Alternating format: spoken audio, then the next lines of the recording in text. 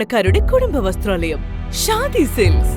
ഇനി കൂടുതൽ സൗകര്യങ്ങളോടെ മികച്ച കളക്ഷനും വിശാലമായ പാർക്കിംഗും.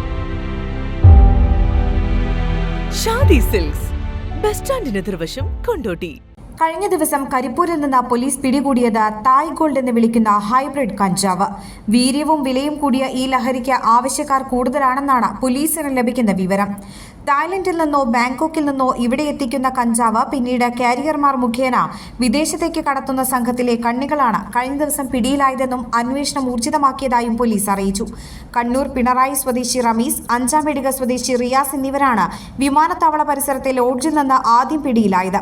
ഏകദേശം 45 ലക്ഷം രൂപ വില പ്രതീക്ഷിക്കുന്ന തായ് ഗോൾഡ് എന്നറിയപ്പെടുന്ന 4.8 കിലോഗ്രാം ഹൈബ്രിഡ് കഞ്ചാവ് ഇവരിൽ നിന്ന് കണ്ടെടുത്തു.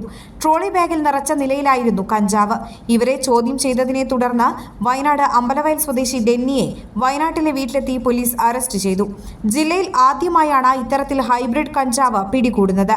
വിമാനത്താവളം കേന്ദ്രീകരിച്ച് ലഹരി കടത്തുന്ന സംഘങ്ങളെക്കുറിച്ച് വ്യക്തമായ സൂചന ലഭിച്ചതായും പലരും നിരീക്ഷണത്തിലാണെന്നും പോലീസ് അറിയിച്ചു. ജില്ലാ പോലീസ് മേധാവി എസ് ശശിധരന് ലഭിച്ച രഹസ്യ വിവരത്തെ തുടർന്നായിരുന്നു അന്വേഷണം. നന്ദിയുണ്ട്.